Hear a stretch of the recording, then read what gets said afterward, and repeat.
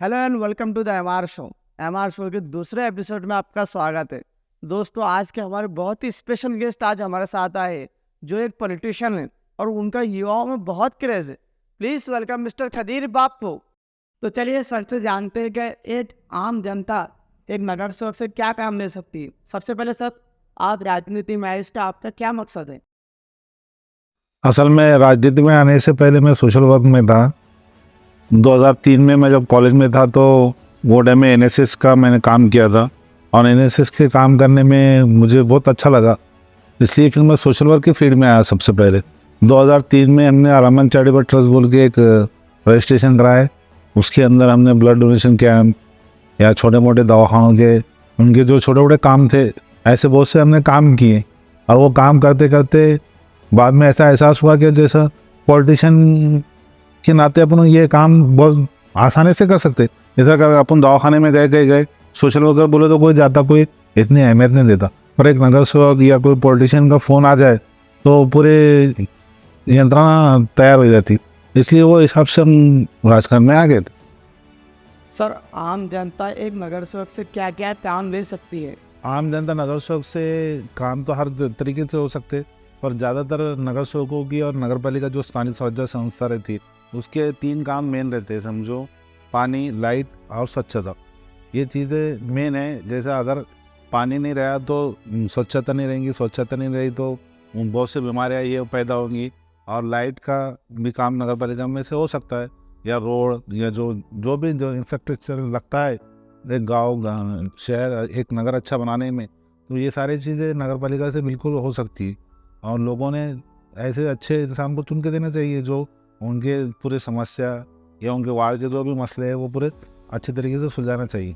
तो सर, इतना सारा काम करने के लिए क्या प्रशासन उनके लिए, नगर सेवकों के लिए कुछ देता है, कुछ पेमेंट?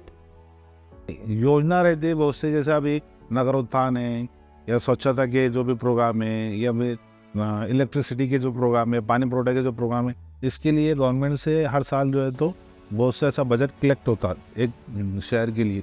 वो शहर में कौन से वार्ड, कौन सी बस्ती जो पीछे रह गई तो उसको आगे लाने के लिए, जैसा अभी माइनॉरिटी के वास्ते अल्पसंख्यक विकास महामंडल का जो वो पैसा रहता है, दलितों के लिए दलित वस्ती सुधार योजना का पैसा रहता है। जो क्षेत्र अपना यहाँ पे बढ़ गया, समझो बोकारो में हद्दवाड़ होगी तो हद्दवाड़ का पैसा रहता है। ऐसे बहुत सा जो है तो निधि गवर्नमेंट सेंक्शन करते रहती है। अब वो वार्ड के मेंबर और नगर सेवकों का काम रहता है तो लड़ झगड़ के अपनी तरफ ज़्यादा से ज़्यादा निधि लाने की कोशिश करे। अक्सर हम देखते रहते हैं कि जैसे इलेक्शन का मौसम आता है, जैसे टाइम आता है इलेक्शन का, तो स्टेटस पे स्टेटस चालू हो जाते हैं, बावी नगर सेवक के, बावी नगर सेवक के। नगर सेवक बनने के लिए इतने उत्साहित क्यों रहते हैं लोग? असल में मेरे हिसाब से तो अच्छी बात है, ज़्यादा से ज़्यादा कंपटीशन होना चाहिए। और ज़्यादा कंपटीशन हुआ तो बहुत से अच्छे अच्छे लोग उसके अंदर से चुन के आ सकते हैं। अभी अपने बोकारो शहर में भी बहुत से अच्छे लोग हैं जो कर रहे हैं कोशिश। उनको अल्लाह ताला चाहे तो उनको इंशाल्लाह कामयाबी मिल जाएंगी आगे भी। पर वो उसके अंदर दूसरी एक ये भी चीज़ है कि भाई नगर सेवकों का लग्जरी लाइफस्टाइल या जो भी उनको ऐसा लगता है कि इनका बहुत ज़्यादा ये है, तो उससे भी कुछ लोग अट्रैक्ट होते। तो सर, आप कौन सी पार्टी से काम करते हैं? मैं नेशनलिस्ट कांग्रेस पार्टी से काम करता हूँ, एनसीपी। आप नगर पालिका में जब आए चुनकर, तो आपको कौन सी पद दिया जा रहा था? बोकारो की जो 2016 में इलेक्शन हुए थे वो कांग्रेस और राष्ट्रवादी कांग्रेस के ये हुए थे। हमारे क्या जो नगर अध्यक्ष के कैंडिडेट थे नईम कादरी साहब और उनके मिसेस थे, और कांग्रेस के जो थे मंजूषा देशमुख, और बीजेपी की तरफ से थे अर्चना चीने। इनका तीनों के मुकाबले हम इसमें थे, राष्ट्रवादी में थे।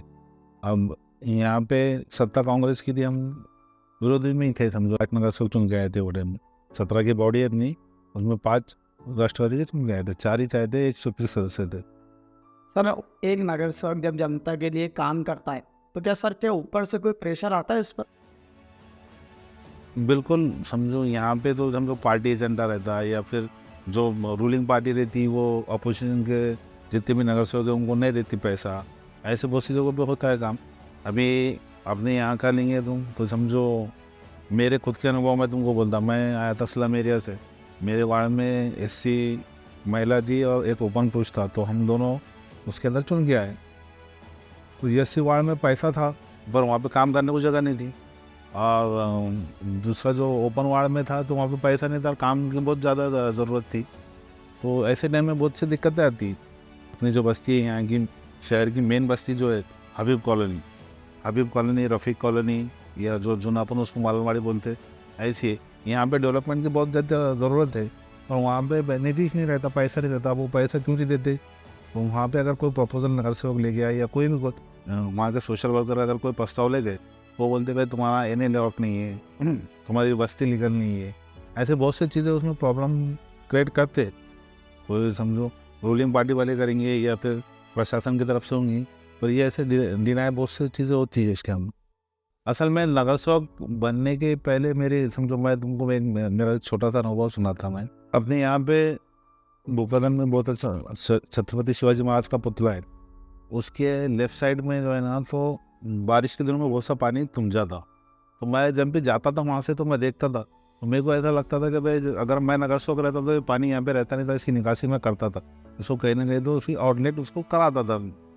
फिर 2016 में हम चुन के आ गए, 7 साल हो गए हमारे को, तो अभी तक भी वो पानी निकला नहीं उससे। तो उसकी वजह क्या है समझो, उसके अब सोचना बहुत आसान रहता है कि भाई ऐसा काम हो जाना चाहिए, ये काम होना चाहिए, पर उसको यहाँ पे बिठा के करना या ये करने को बहुत से मुसीबत आती। अभी वार्ड के नगर सेवक तुम बोलेंगे तो लोगों को लगता है भाई नगर सेवक में बहुत जल्दी अपना काम कर देना, पर अभी यहाँ पे ऐसा है कि अपने यहाँ पे अपन जो वार्ड से चुन के उसका एक क्राइटेरिया रहता, वो क्राइटेरिया में तुम काम प्रपोज कर सकते, उसके बाहर तुम प्रपोज नहीं कर सकते ना।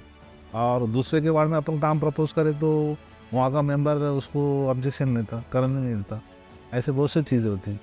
खड़कपुरना का पानी अब तक गोकर्धन शहर में क्यों नहीं पहुंचा? खड़गपुरना योजना जो है, तो असल में जो योजना है सेपरेट भोकादन की योजना नहीं है, सिल्लोड़ भोकादन के लिए योजना है। उसमें 80% जो है तो सिल्लोड़ है और 20% भोकादन का है। वो भी माजेंद्र चंद्रकांत दानवे इनके से वो हो गया था। असल में वो सेपरेट योजना सिल्लोड़ की थी, और उसको चलाने का भी जो खर्चा आएगा तो वो फिर वो हिसाब से करना पड़ेगा। अभी सिल्लोड़ को पानी की ज़रूरत नहीं है, इसलिए वो प्लान चालू कर रहे नहीं हो। अगर भोकादन को चालू करना है तो उसका 100% मेंटेनेंस भोकादन को खुद करना पड़ेगा। और आर्थिक हिसाब से भोकादन की नगर पालिका इतनी सक्षम नहीं है कि वो खड़गपुरना की योजना को चला सके। सर, नगर पालिका के जो इलेक्शन है उसकी डेट इतनी आगे क्यों बढ़ती जा रही है? नगर पालिका का कार्यकाल 5 साल का था, 2016 से 2021 तक। 2021 दिसंबर में हमारा कार्यकाल ख़त्म हो गया, और नए बॉडी के लिए इलेक्शन की प्रक्रिया भी स्टेट लेवल पे पूरी हो चुकी थी। 92 नगर पालिकाओं का कार्यक्रम भी अपना डिक्लेयर हो गया था, और उसके अंदर ये सरकार बदल गई। सरकार बदलने के बाद में उसको एक ने स्टे लेके आए कोर्ट में आके ओबीसी आरक्षण के वास्ते, तो इसकी वजह से वो इलेक्शन रुक गए। अभी उसके बाद में इलेक्शन जो नई सरकार बनी, उन्होंने बोले कि भाई ये पिछला जो स्ट्रक्चर था वो उन्होंने कैंसिल कर दिए, और नवा स्ट्रक्चर बनाया उन्होंने, ये प्रभाग वाइज। पहले वार्ड वाइज था, अभी उन्होंने प्रभाग वाइज करे, और पब्लिक में से नगराध्यक्ष भी करके नहीं। वो इसकी वजह से न्यायालयीन प्रक्रिया में इलेक्शन अभी रुक गए। सर, आपका पसंदीदा नेता कौन है जिससे आप इंस्पिरेशन लेते हो? मेरा पसंदीदा नेता शरद पवार साहब है। सर, अजीत दादा पवार के बारे में एनसीपी के कार्यकर्ताओं की क्या राय है? अजीत दादा वो एक अच्छे लीडर थे, मास लीडर थे, लोगों के अंदर थे, उनके ऊपर दबाव था, और जो दिल्ली के लोग हैं उनको मास लीडर पसंद नहीं, वो ख़त्म करना चाहते। तो वैसे अजीत दादा को उन्होंने जो सेकुलर विचारधारा को छोड़ के वो बीजेपी के साथ में आप भी चले जाए। सर, आप नगर सेवक ही रहना चाहते हैं या फ्यूचर में आपका कोई आगे प्लान है? मैं राष्ट्रवादी कांग्रेस पार्टी का एक कार्यकर्ता हूँ। मैं 5 साल नगर सेवक रह चुका हूँ भोपाल नगर पालिका में, और 5 साल का काम तो आप सब जानते हैं मेरा, मैं कह सके हो। आगे अगर पार्टी ने मुझे कोई ऊँचे लेवल पे काम करने के लिए मौका दी तो इंशाल्लाह मैं देखूँगा उसको। एमआर आपने भोकादन शहर में जो ये शो चालू किया, उसके अंदर आप हर क्षेत्र के लोगों को बुलाकर उनकी जो भी अनुभव है या उनकी जो भी अच्छी यशोगाथा है वो आप बता के लोगों को इंस्पायर करने का काम कर रहे। और भोकादन शहर में आपने इतना अच्छा सेटअप करके स्टूडियो खड़ा किया, इसलिए मैं आपको दिल से बधाई देता हूँ। और आपका शो ये ऐसे ही आगे बहुत अच्छी तरक्की करे, और आप समाज को अच्छे अच्छे लोगों से मिला के उनकी इन्फ्लुएंस आप लोगों के सामने रख सके, इसलिए मैं आपको दिल से बधाई देता हूँ। Thank you so much sir, thank you so much. आप हमारे शो के दूसरे एपिसोड का हिस्सा बने और हमको इतना कीमती वक्त दिया। Thank you so much sir.